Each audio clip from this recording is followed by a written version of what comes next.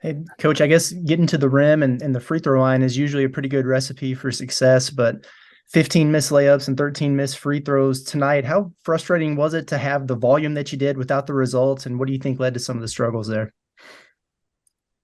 Well, obviously, it's really frustrating. We can't miss that many foul shots, and then the thing that's the most amazing is Anthony Black went 13 of 16 from the foul line. So if you look at the rest of the team, um, but Curtis, the only thing I know is you got to get in the gym on your own. That's something that's been part of our culture. Guys working relentlessly on their game outside of practice. That's got to improve for sure. We have some guys that need to share the basketball a little bit more from an offensive standpoint because we are struggling to score the ball, and everybody knows it. I mean, the 3-point shooting, you're not just going to miraculously wake up and all of a sudden become a great 3-point shooting team. So you've got to figure out other ways to try to put points on the board. But I thought Anthony Black was absolutely spectacular offensively, and we didn't have much else besides that. And speaking of finding other ways to put points on the board, only 8 turnovers forced tonight. I know that you guys have really thrived on fueling the transition offense by generating turnovers. How important is it to get that number a little bit higher than it was while there's some struggles in the half court offensively? I mean, the defensive game plan has not changed other than the execution by some of our guys.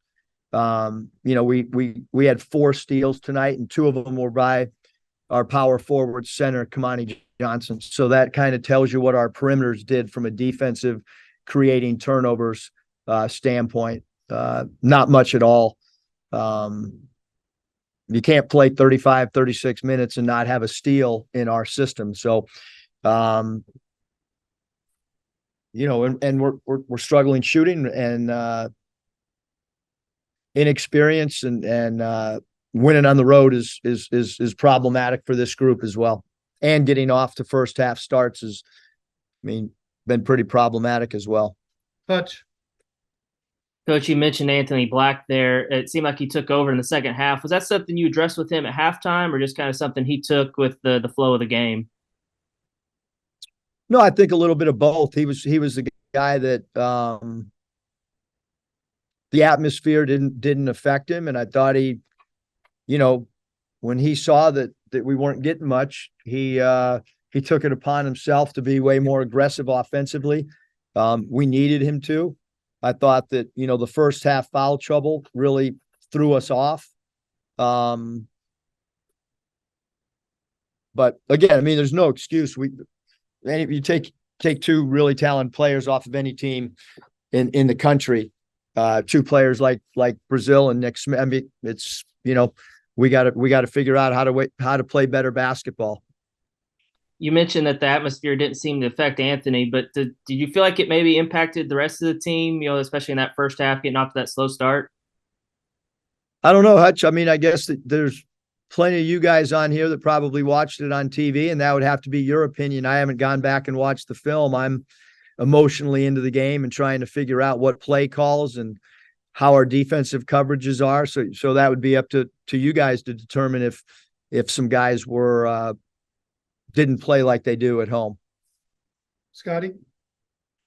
Yeah, Eric, not putting the onus all on Ricky, but he had a 5 for 15 tonight. I'm just curious if you're seeing anything, just the way that he's being defended, to this point in SEC players at shot selection, or what are you seeing? We're playing against better talent. I mean, you're going up against some length and you're going up against some of the best defensive teams in the country. Alabama's coming. Look at their defensive numbers. So, we've talked to our team about trying to be better cutters instead of just dribbling the ball. You got to cut. DC Tony is one of the best cutters in the country. Moses Moody was a great cutter for us. Justin Smith was a great cutter for us. Jimmy Witt was a great cutter. You got to move without the ball and figure out how to score across the board. We're not getting as many basket cuts as we have in the past. We're doing the same drills. So you got to figure out when your shot's not falling how to get some easy baskets off reading the defense. And what were your impressions of Janai Broom? I think he had a double and 6 blocks too. I thought he played really good basketball, but I also thought Kai did a good job guarding him one-on-one. I don't have their stats in front of me, but I think he averages 10 and 8, and he had 10 and 10. So, he took 12 shots to get 10 points. I thought Mackay did a really good job on him. Obviously, he's one of the best shot blockers in the country. And he did a great job protecting the rim for them for sure. Bob, Yeah, but he actually averages over 13, so you guys held him a little under his average. But Alan Flang, he's a Little Rock kid. He always gets hyped up to play the Hogs. 18 and 8 off the bench. What'd you think of his game?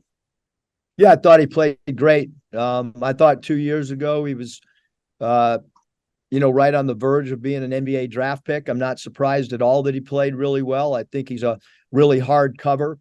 He can play the 2, 3, 4. I know a couple of years ago they even played him at some 1.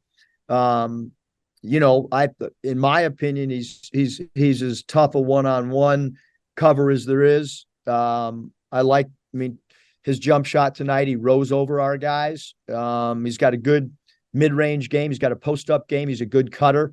I know that our coaching staff's got incredible respect for him. And he played really well tonight.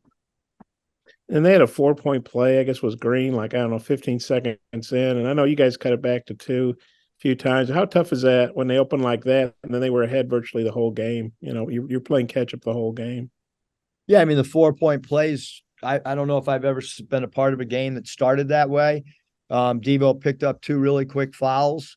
Our most experienced player on the team. And your -2 starters, he picks up 2 fouls. You saw the results. And then you mentioned Alabama's coming. You have to play a 3rd straight ranked team. They just destroyed Kentucky. You probably watched the game. But how tough is this stretch you're in right now, and how do you think you guys will bounce back? Obviously, you get to be at home at least. We can look at this stretch. We can look at the end of the year when we go at Alabama and at Tennessee. Until we figure out how to play better on the road, how to play more composed. Every game's tough. So I don't look at this stretch any different than any other stretch we have. You could pick any 3-game segment in the league, and the way the league is, it's